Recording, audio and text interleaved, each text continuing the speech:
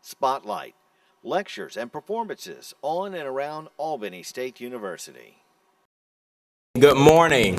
How many of you glad to be here today? This is MLK Convocation. So to me, this is an exciting day. So I want you to stand right now and put your hands together for such a civil rights pioneer that we're here to celebrate today.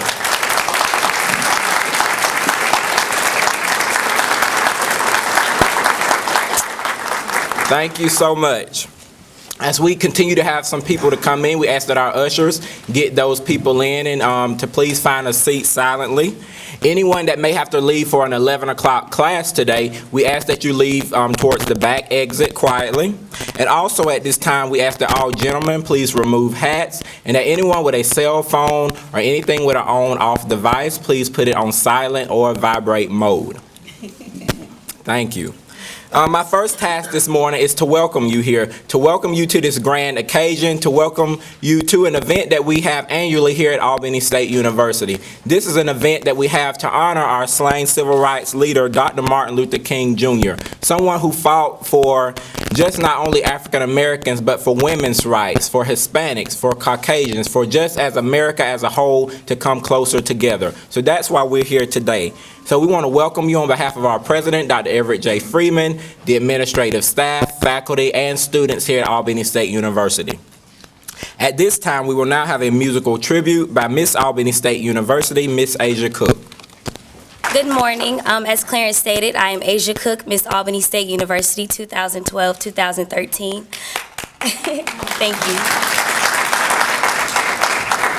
This morning I will be singing a small piece of We Shall Overcome, accompanied by a few welcoming words to you. Okay. We shall overcome. We shall overcome. We shall overcome someday. Down in my heart, I do believe we shall overcome someday. We shall overcome. Words turned into melodies by the black souls and voices of black folk who knew the struggle. We have come to commemorate the moments that have made our race one that has overcome the iniquities afforded to us, one that has overcome the feelings of being mistreated, one that has walked hand in hand into victory. We stand tall, proud, and bravely, knowing that we have evolved into the dream Dr. Martin Luther King Jr. saw for us. I am proud to know that we have won the fight and we are still marching on. Thank you.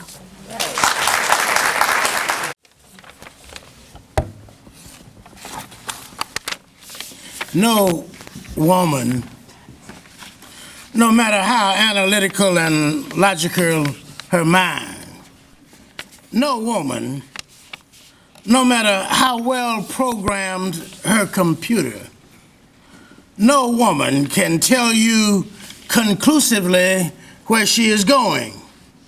She can only tell you conclusively where she has been. No woman, no matter who her ophthalmologist, no woman, no matter how powerful her telescope, no woman can tell you conclusively what she is going to see. She can only tell you conclusively what she has seen. Only God can tell conclusively what a woman is going to see, and only God can tell conclusively where a woman is going. However, some women, as a direct result of where they have been, and some women, as a direct result of what they have seen, can bring peace where there is chaos, can teach where teaching is difficult, can be a stabilizing force to all around her. Our university is indeed very fortunate to have such a woman serve as its speaker for our annual Martin Luther King celebration. Ms. Gault has exhibited many outstanding qualities, but the one most essential for any woman is the realization that the only commodity that any of us have that we can freely give away and still have it is knowledge. Ms. Gault clearly understands that, has practiced that, and is doing that.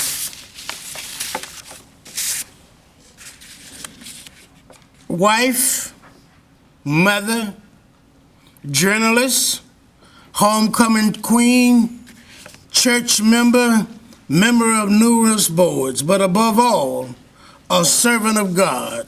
Ladies and gentlemen, Ms. Charlayne Hunter-Gault.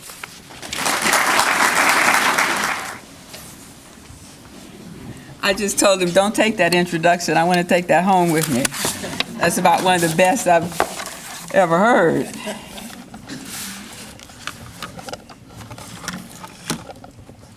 Thank you so much for that fabulous introduction. I'm serious, I want it. Thank you, my soror, for that beautiful song. When I first saw you, I could see why you were Miss Albany State University. And then when I heard you, I was doubly sure. And I'm sure there are a few more things that will help me appreciate your title more. And thank you, sir, for your beautiful introduction as well. I'm so pleased to stand before all of you here today, because what it does is to add another wonderful moment in a life journey that really does never cease to amaze me. I actually experienced renewal in encounters like this. I had wonderful conversations out in the room where I was waiting, taking me back many, many years when some of us were as young as you. You probably will have a hard time believing that, but we were once young and still are. But I do experience renewal when I look into the faces of young people like yourself and some of the older ones who are also in the room. One of these encounters happened 4 years ago, around this time, when I took a 16-hour flight from Johannesburg, where I was living at the time and lived until this past June, to Washington, D.C. to attend the inauguration of Barack Hussein Obama. For me, as I wrote in my latest book, To the Mountaintop, My Journey Through the Civil Rights Movement, the inauguration was another milestone on the long walk to freedom from unjust laws and their unjust consequences. Activists, in one way or another, had set America on the path to this moment by demanding for Black people the wholeness of citizenship, equality of opportunity. On that January morning, as cold as it was, hope it won't be that cold this time, I remember the debates I had with people who didn't believe that we would ever in our lifetime see a Black man take the oath of office for the presidency of the United States. But I believed. My own belief was born out of that movement's goals and achievements. And as I stood on the grounds of the Capitol among the masses of joyous people of all colors, races, and creeds, I could not help but think back to the days of marches, you know about those, and demonstrations in unkind places. Back then, protesters took strength from freedom songs, one of which was about how we had come a mighty long way. And that morning on that cold, frigid ground, I found myself humming that tune. And I suspect I may again in a few days, as I stand on what I hope will be a less frigid ground at the Capitol for the inauguration of President Obama for his second term, which this time around, to to my mind, appropriately coincides with the birthday of Dr. Martin Luther King. For Barack Obama has more than once acknowledged that he stands on the shoulders of giants. Giants like Martin Luther King, who may have been one of the tallest ones, but giants like this gentleman here and some of you in this room, who were the giants of a movement in this town. So many giants Mr. Obama surely had in mind. I also wrote in my book, the Albany movement, in a sense, served as a training ground for future movement activists as organizers learned what worked and what didn't. It also produced songs of freedom that gave a lift to the brutalized freedom fighters which were heard by the increasingly sympathetic world. It was here that the seeds were sown for the harmonies of the later world-renowned a cappella group, what? Who? I know you know. Who? Sweet Honey in the Rock. Okay. I hear they come here often. Wish they were here today. But we got you, so it's okay. In so many ways, as SNCC's Charles Sherrod said at the time, we showed the world. My own journey to the horizons of this universe has been inspired by the history I have lived. Thank you, my sweet. History I have lived, been part of, or otherwise witnessed. I've been fortunate, if not blessed, to have witnessed the power of concerted activism and vigilance as a participant and as an observer in one, the U.S. Civil Rights Movement, and in the case of the other great example, South Africa, I witnessed up close as a passionate observer. For even though I'm committed to the journalistic principles of fairness and balance, I have never liked the word objective. How can we be objective? We're creatures of our own experiences. We can be fair and we can be balanced, but in my case, and I think in the case of the best journalists that I know, our passion derives from our own experiences. I believe my own journalism has been fueled by the passion for what I do and for the people on whose behalf I do it. And each of these encounters are prime examples of the kind of experiences that have paved my way, personally and professionally. And each has enabled me to see the need for ongoing engagement and vigilance on the part of each generation. Barack Obama's and yours, particularly those of you who are students here at Albany State. And I share some of my own journey as a way of hopefully inspiring those who follow to see the possibilities of your own power, if you don't already, but I suspect you do. Given that I was a little worried before this last election, because I kept seeing young people, interviews with young people talking about how concerned they were about whether or not they're going to pay their tuition and how worried they were that their parents were having troubles with their mortgages and, you know, just totally preoccupied with legitimate concerns. But as in 2008, I was delighted to see young people step up and be counted among others who were critical to the current outcome. I have to believe that the timeless and transcendent message of people like Dr. Martin Luther King and those who walked with him, or those who were in other places but still walking in his same path, lives in the hearts and souls of young people today, as even as far away as South Africa. Those same values also led to victory over racial oppression in 1994, when Nelson Mandela and his team came to power as the first ever multiracial government in that country. And as I've lived through it in the South, and then reported on my own victory as the first Black student along with Hamilton Holmes at the University of Georgia, I was propelled to South Africa while it was still in the struggle for equal rights, freedom, and equality in 1985. And while those were some of the darkest days in South Africa, with the police beating and often killing demonstrators who were simply trying to do what we tried to do in our own civil rights movement, The seeds were being sown for the ultimate victory over racist laws and oppression. They were fueled by faith and to some extent by our victories here in America. And I was there for the moment when Nelson Mandela was released from his 27-year ordeal in prison, and I wouldn't let him out of my sight. I was so afraid that this interview wasn't going to happen that every time he finished one interview, I would pop up and say, "Are you ready for me yet?" And he would say, "We'll get there, we'll get there." But he was just wonderful, and it was a wonderful moment. Perhaps somebody asked me yesterday on the plane over here, "Have you ever interviewed any famous people?" And I said, "Well, a few." He said, "Well, tell me some." I said, "Well," and of course, the first one that comes to mind was Nelson Mandela. In both instances, there were, and still are, challenges to be overcome. We talked about a few of those this morning.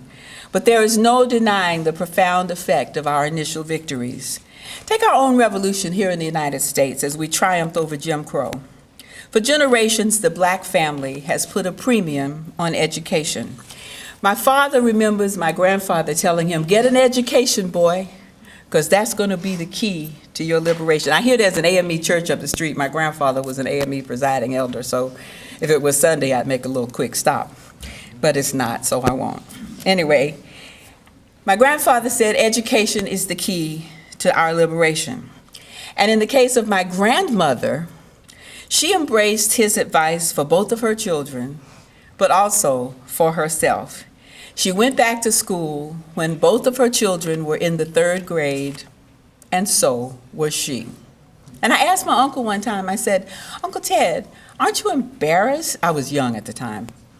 I said, "Aren't you embarrassed to have had your mother in the same grade as you?" He said, "Embarrassed?" He said, "We were so proud."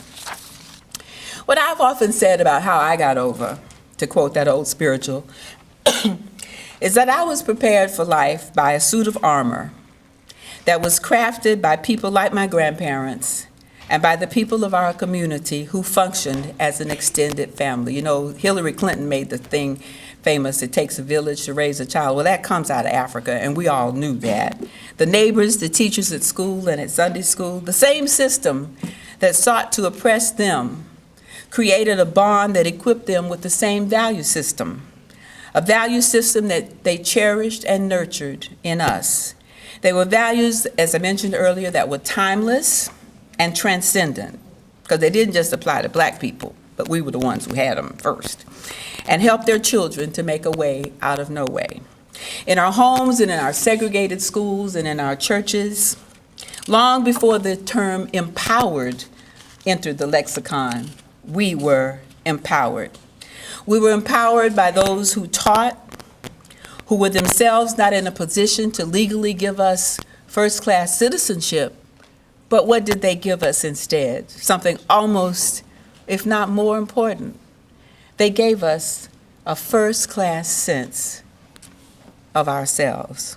For example, once a year in the little segregated elementary school I went to, called the Washington Street School, they had a contest, and whichever family raised the most money, their child would be crowned king or queen of the school. So in this particular night, we were sitting there, and I watched my mother and my grandmother open their little white linen handkerchiefs and count out the pennies and nickels and dimes and quarters they had begged from all the people in the neighborhood. And at the end of this process, they got up and they announced that the queen this year is none other than Charlayne Hunter. Well, little did I know or could ever imagine that I was preparing for a historic passage in a few years' time. For on January 11th, 1961, I walked onto the campus of the University of Georgia as one of its 2 Black students ever admitted in its 176-year history. Now, as I walked through those crowds, I didn't have any idea how much the lessons of my childhood had taken root, especially that night that I was crowned the queen of the school. Now, I had become pretty insufferable to my friends because I used to wear the crown every day. to school, at least for a while, till they just laughed at me so long I stopped wearing it. But all those years later, I must have been 8 or 9, 10 years old. Now I'm 19, and I'm walking through a crowd of white students yelling, "Nigger, go home." And I am looking around for the nigger. Because who am I?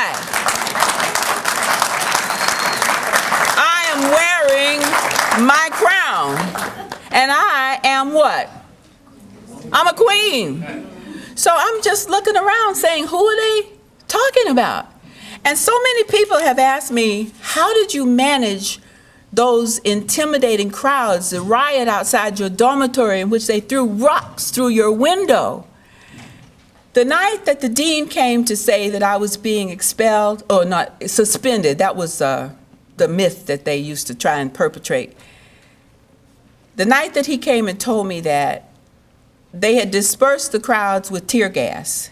And so there was a lot of tear gas in the air. And they had told all the white girls to come downstairs because they had put me on the first floor where nobody else was living.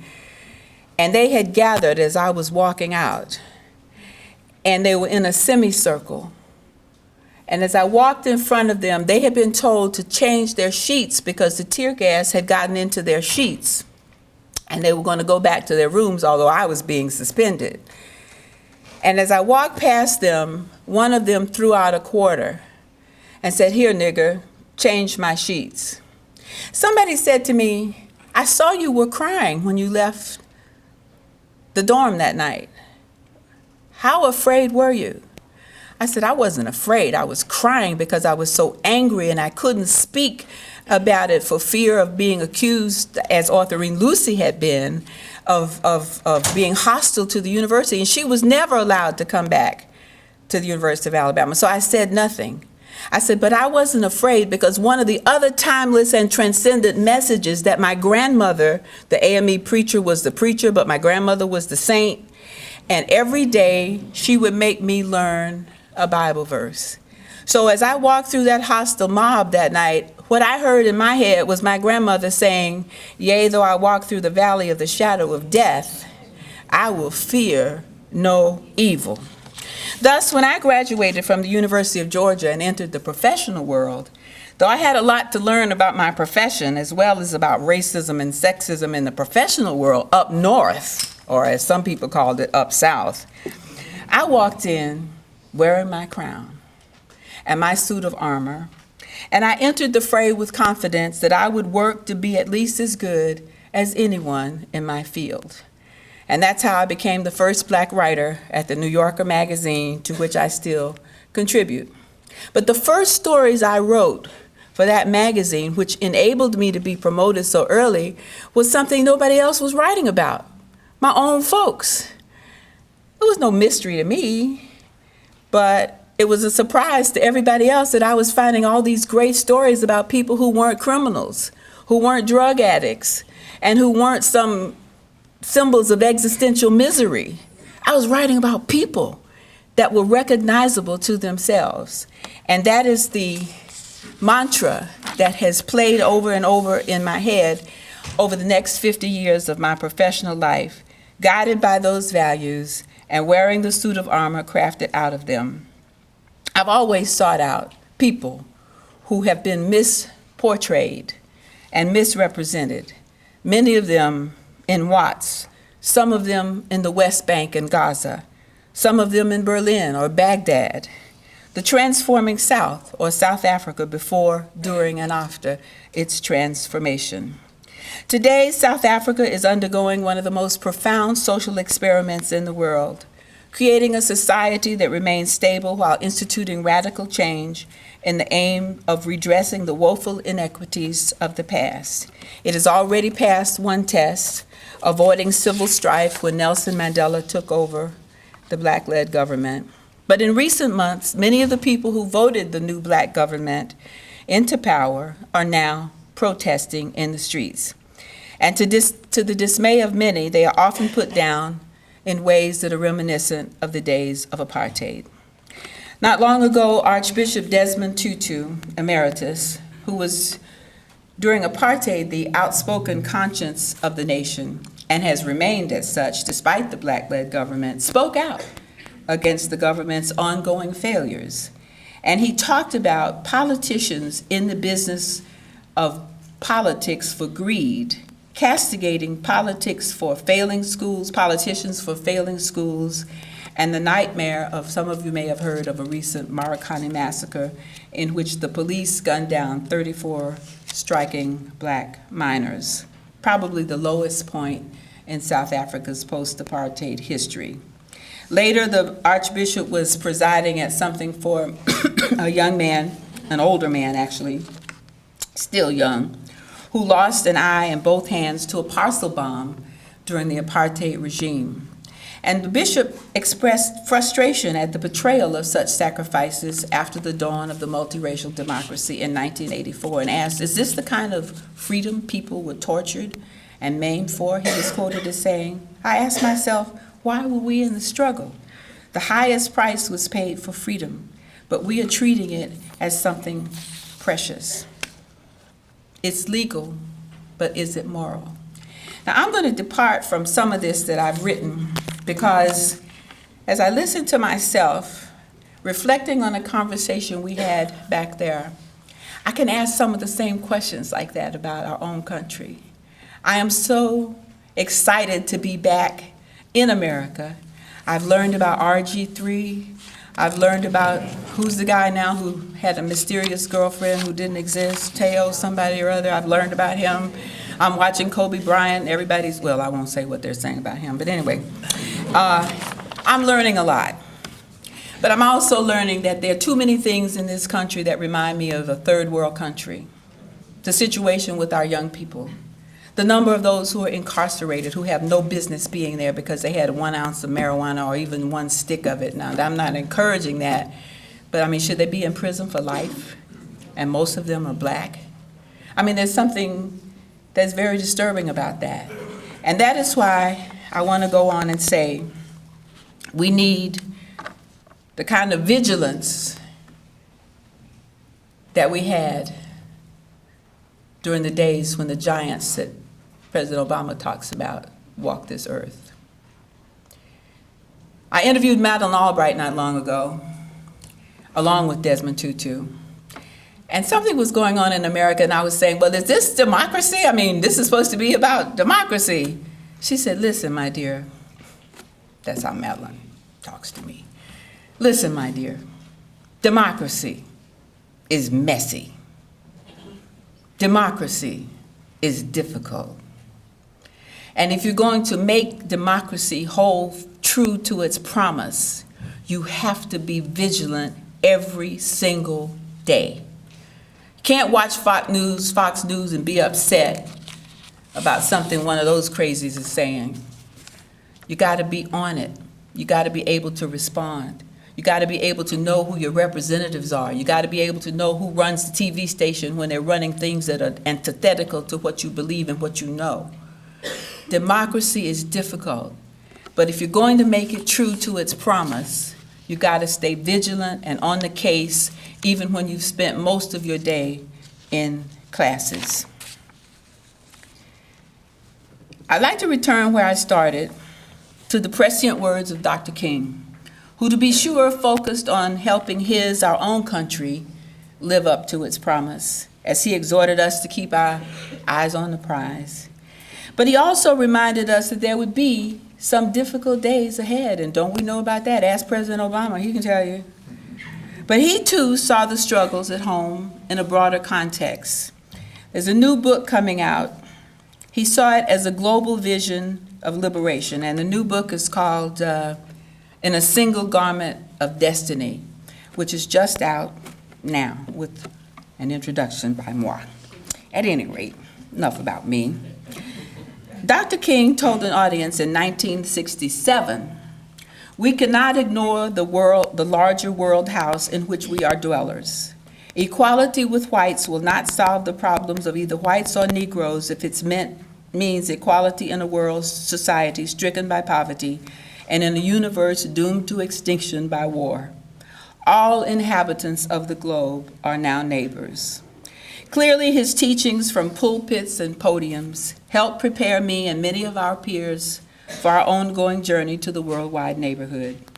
And while our only select audiences heard him as far as 1964, thanks to In a Single Garment, we now have a unique collection that supplies the proof of Dr. King's prescience, as he so foresaw the need to focus on the issues that affected the beloved community, both within and beyond our borders, then as now, as we still confront the legacy of slavery, go see Django, I didn't say that, and segregation, of colonialism and apartheid, and the ongoing impact of injustice and equality, of racism, as well as the lingering devastation of war and economic inequality. You know, when I was a little girl, sitting at my grandmother's knee, she's self-educated, the other grandmother, not the saint, but the other saint. She was taken out of school in the 3rd grade because her mother had been raped by her master's son. And in the 3rd grade, my grandmother's mother was suffering, so she took her out of school in the 3rd grade. But my grandmother never lost her love for education. And when I was growing up, she read 3 newspapers a day, one of which was the Atlanta Constitution. And I used to sit at her knee and wait for the comic strips. And I fell in love with a white woman with blue eyes and red hair named Brenda Starr. Now, some of you older people in the audience will know who I'm talking about. If the others don't, you can Google her.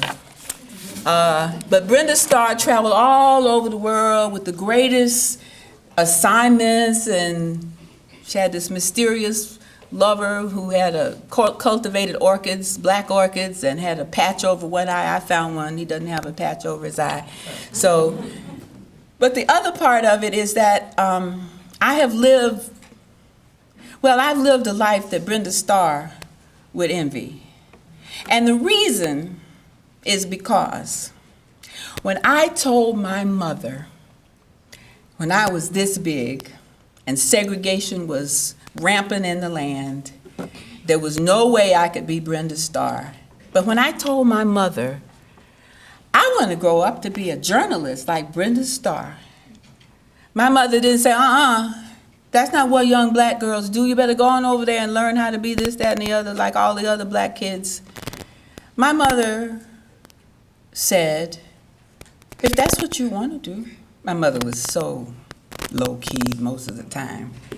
But that low-keyed response propelled my journey to the horizons, because instinctively, my mother knew that dreams propel ambition.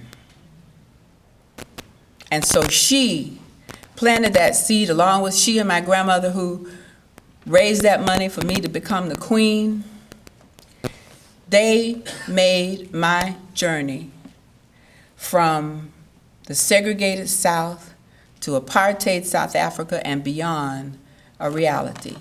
And I'm sure that each and every one of you in this room has a parent or someone who loves you who is telling you the same thing. And you owe it to them to take your journey to the horizons, but to be vigilant and active and brave. And that is the only way that we will have the world that we all deserve. I thank you.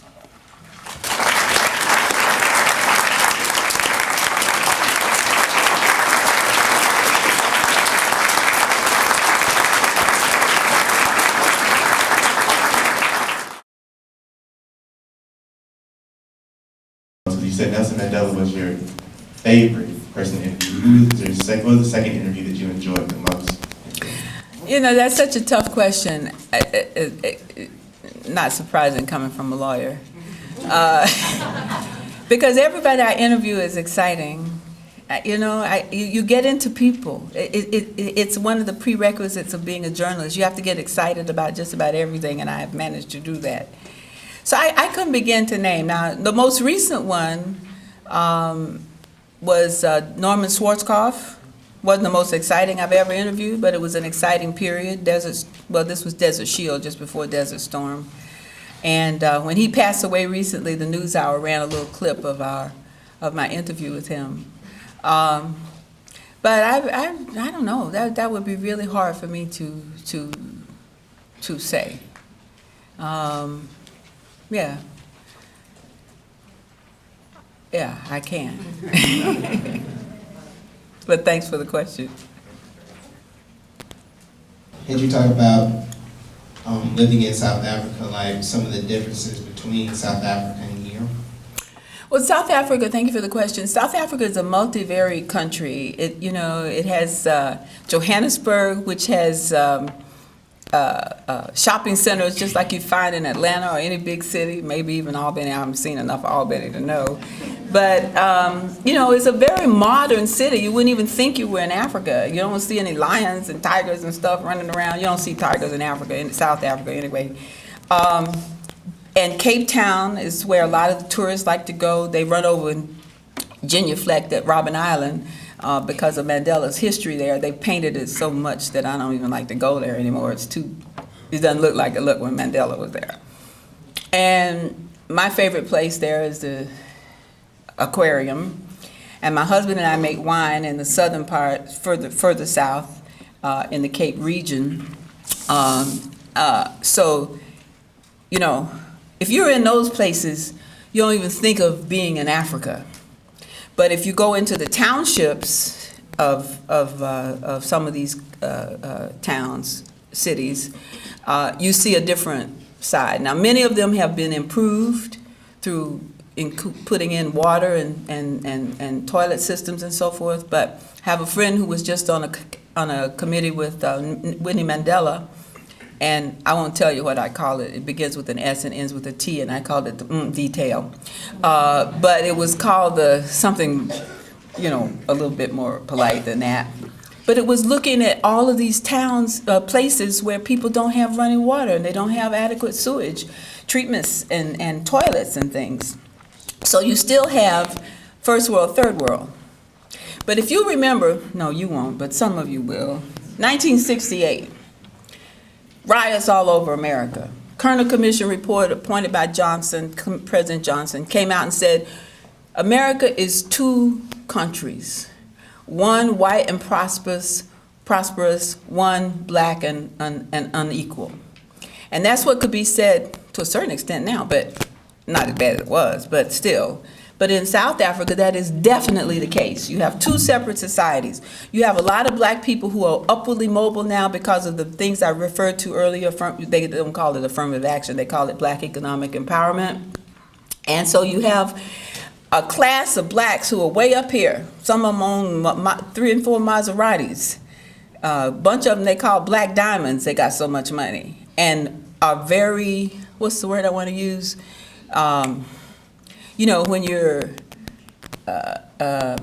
When you are obvious with your wealth, there's a word for it, I can't think of it right now, but,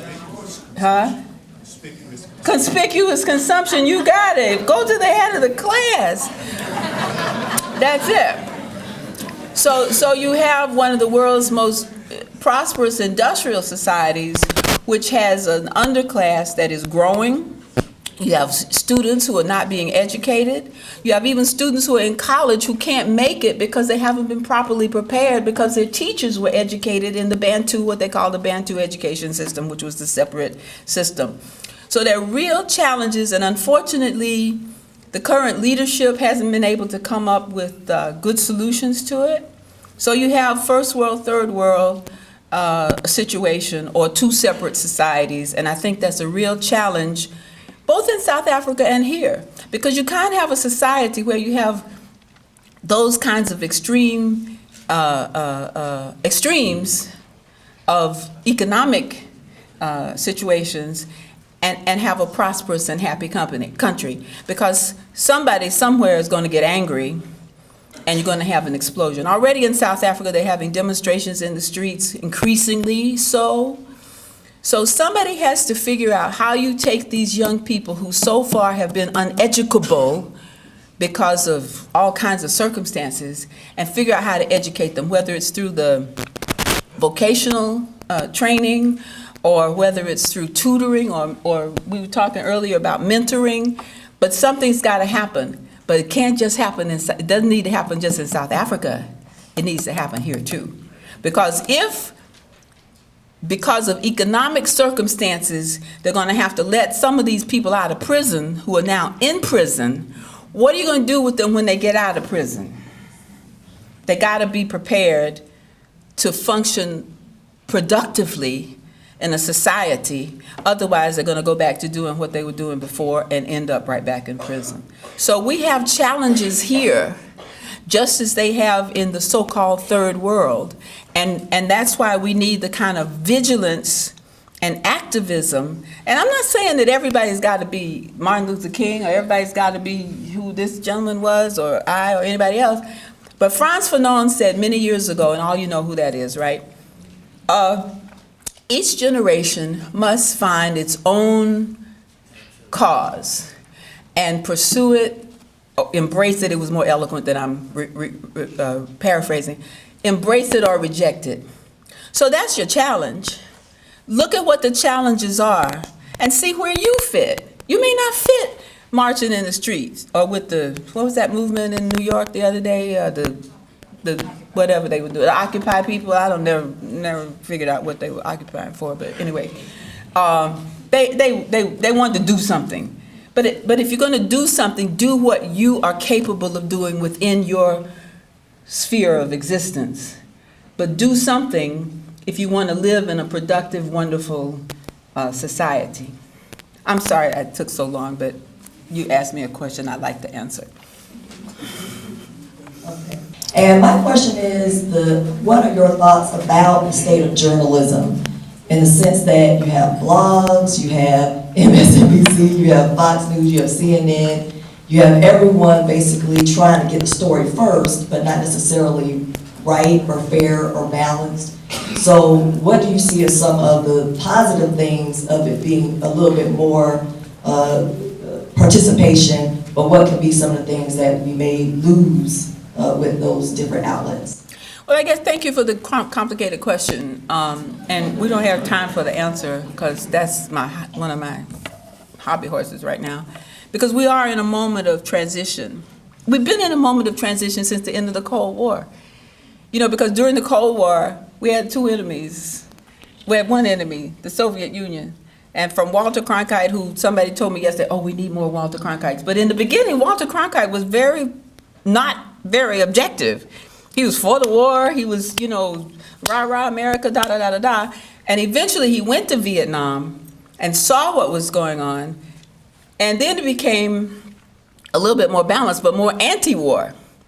So ever since the Cold War, American journalism has tried to figure out who it is.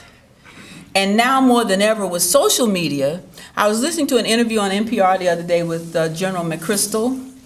And while, you know, he's got a dubious little bit of history recently, but he was very intelligent on the issue when they asked him about media. Although he used the verb wrong, he said media is, and it's really media are. You know that, right? But he continued to say that with the proliferation of social media, now anybody can be a journalist, and you can say anything. You don't have to be fair, you don't have to be balanced, and there's an audience out there who may themselves not be working hard enough for information, who will just suck it up. So when they hear what you know, somebody on Fox or somebody, you know, Fox happens to be my all-time, I can't say it in public company, but anyway. But you know, it's a captive audience. And so they don't make an effort to get other information. To me, and I've been on this even when I work for the NewsHour, which I still think is the best thing on television. You don't hear them interrupting people like you do on everything. Everybody else is interrupting. You say something, and everybody's talking over everybody else. Doesn't happen on NewsHour. Yeah, it's boring most of the time, good bit of the time. But you get information and news that you can use, and yet it's losing money. It's losing support because people want that instant thing, and they want people to tell them how to think. And it's been a very long time since most Americans get their news by television. You simply cannot call yourself an intelligent, informed person if the only way you get your news is on television. You gotta read. I know that's passé and everything, but how are you going to be able to assess the information that you're getting if you yourself haven't looked at a variety of sources? I just had a fabulous article I've recommended to everybody in the recent New Yorker magazine about the South, and it's not a very pretty picture. And I'm now living in the South, so I was particularly interested. But I was also interested in the responses from people, because I had some responses myself. Sure, you got retrograde politics around here, especially in Florida, although I think Obama did win eventually in Florida. But it took a lot of days, as you will recall. But I want to know more about the people where I live. Because I can walk into a place and not know anybody. I live in a building, there's only white people in it. And they are the nicest, most generous people. When I was sick recently I won't even go into what, everybody there was asking how I was and asking my husband, and this is the South that I grew up in. And the same thing my husband gets very upset with me, but I talk to people on airplanes all the time. And I was talking to this woman, and she was telling me where she lived, and I was saying, well, we brought our wine from South Africa, and she gave me 3 or 4 places that we should be putting our wine. And all of this is totally antithetical to this article, very good article, and all of it's true in the article. But there is another side.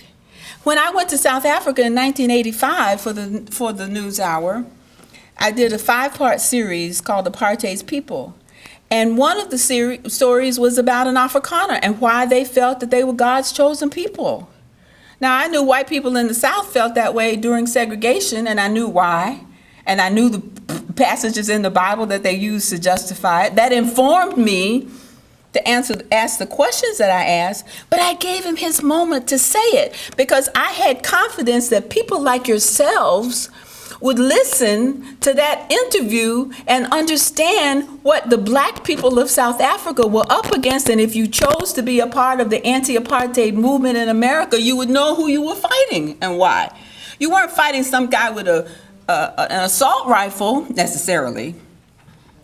You were fighting a guy who goes to church every Sunday, who has a family, who is a decent human being, who is just misguided. And I went back in '94 and said, oh, I didn't say, ha, ha, ha, guess what now? I wanted to, but I didn't. I said, so what do you think now that you got a black government? You still feel that black people aren't, because he had told me then that he wasn't opposed to one person, one vote, but it was should only happen after black people came, and these were the exact words he used, came up to the standards, that's what he said, of whites. So when Thabo Mbeki was now the president of South Africa, and I went back to visit this Afrikaner some years later, 10 years later, I said, so what do you think of the black government? Are they up to standard? And he had moved a little bit, but he says, well, they're different. They are different from our blacks. Like, I was an American and looked like their blacks, but I wasn't one of their blacks, so they had no trouble interacting with me. So, but he had moved a little bit. And a friend of mine, who was one of my colleagues at the time, recently went back to visit him, and he is now totally in with the program. It takes sometimes time. And we ourselves cannot put up barriers to communication. Often it is we who can help people move. I tell you this quick story, and I guess everybody's got to go to class. I had a knee replacement recently. That's why I look like an old lady, although I'm not an old lady. And in a few days, I won't look like an old lady because I'll be walking like the rest of you. But I go to physical therapy 3 times a week. And the masseuse who massages my knee after I do 4 miles on the bike, her husband, they live in the country in Sarasota, and her husband is a hunter. And from everything she had told me, I had a sort of feeling they were probably, what was that guy who lost the presidency? They were probably his supporters and stuff like that. And so I then found out, though, that he hunts, and my brother is a hunter, and we got to talking about what he hunts. And I said, oh, you know, my brother brings me these sausages from the deer he kills, and they're just so fabulous. Then a few days later, the husband came, and he was waiting for his appointment, and she introduced him to me. And a few days later, she comes in with a bag of frozen sausages, deer sausages, like my brother brings. She said, my husband just fell in love with you the day that he was here. I don't know what you said to him. So I started calling him our husband. So 2 days ago, she comes in and she says, I got to tell you something. She said, I don't know what you did to our husband. She said, but he talks to all his friends about his other wife. And he goes on to tell them that she's an African American. And she said, you know, for a good old boy like that, he's come a long way. I said, will you tell him that I am mighty proud to be his other wife? But you have to engage. Now, obviously, there are people who are beyond engagement, and you just have to write them off. But we can't be insular. We have to be confident about who we are and what we want in our lives and what we want for our people. But if you notice, the latest statistics show that we are moving from a white majority country to a country that is predominantly black and brown, and maybe even Asian. I don't know if they're included in this new thing. But the demographics of this country are shifting. So we've got to get, if we want America to live up to its promise of equality for all people, we can't be divided within our own communities economically speaking, nor can we be divided between Hispanics and Cubans and, you know, all these other brown people who are coming. Otherwise, we're going to have the same situation as a nation of black and brown people in the majority as we had when we were a nation of whites majority people. The thing is changing here, people, and we have to get up on top of it, true to our principles and goals, which are timeless and transcendent.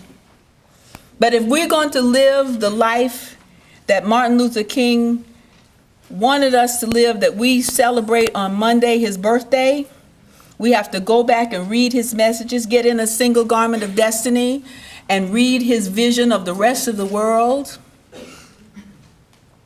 And that is how we have, or move towards, because I don't think we'll ever have a perfect union. That's why we have to stay vigilant. But we can move closer and closer towards it and be happier for it. I think y'all have to go to class now, don't they? Thank you very much.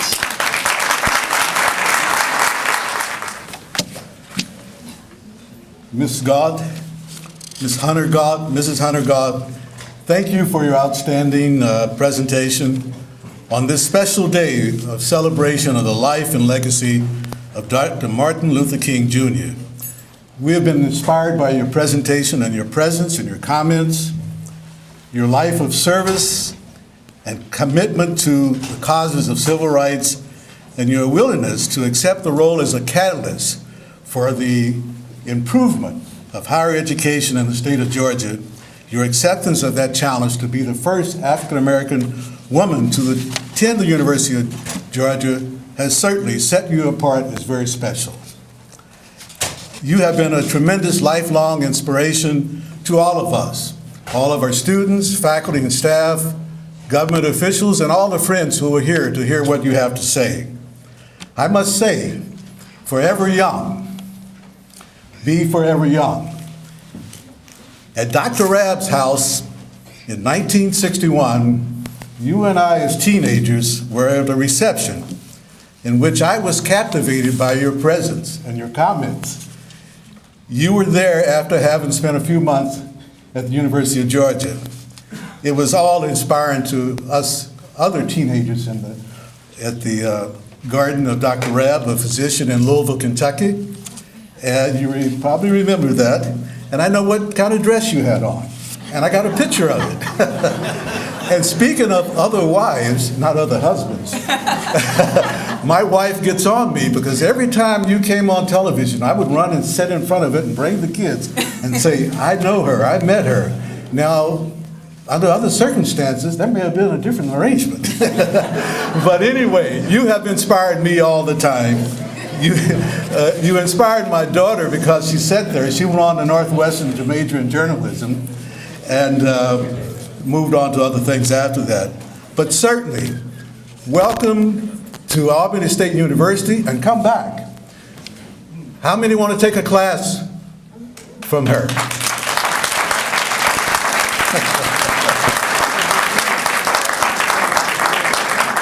You are a daughter of the South, especially Georgia. You have helped us commemorate a great son of Georgia, and please come back. And you told us, and I want no one to forget what she said, education is the answer. Thank you very much.